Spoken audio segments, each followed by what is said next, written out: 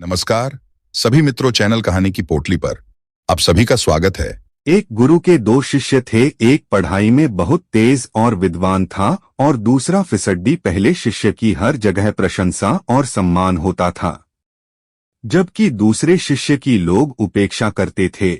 एक दिन रोष में दूसरा शिष्य गुरुजी के जाकर बोला, गुरुजी, मैं उससे पहले से आपके पास विद्या अध्ययन कर रहा हूँ, फिर भी आपने उसे मुझसे अधिक शिक्षा दी। गुरुजी थोड़ी देर मौन रहने के बाद बोले, पहले तुम एक कहानी सुनो। एक यात्री कहीं जा रहा था, रास्ते में उसे प्यास लगी। थोड़ी दूर पर उसे एक कुआं मिला। कुएं पर बाल्टी तो थी, लेकिन रस्सी नहीं थी, इसलिए वह आगे बढ़ गया। थोड़ी देर बाद एक दूसरा यात्री उस कुएं के पास आया। कुएं पर रस्सी न देखकर उसने इधर उधर देखा। पास में ही बड़ी बड़ी घास उगी थी। उसने घास उखाड़कर रस्सी बटना प्रारंभ किया।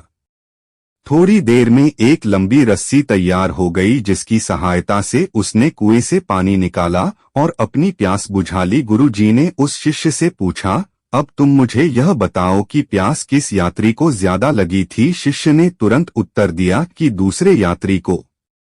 गुरुजी फिर बोले, प्यास दूसरे यात्री को ज्यादा लगी थी। यह हम इसलिए कह सकते हैं क्योंकि उसने प्यास बुझाने के लिए परिश्रम किया। उसी प्रकार तुम्हारे सहपाठी में ज्ञान की प्यास है, जिसे बुझाने लिए वह कठिन परिश्रम करता है, जबकि तुम ऐसा नहीं करते।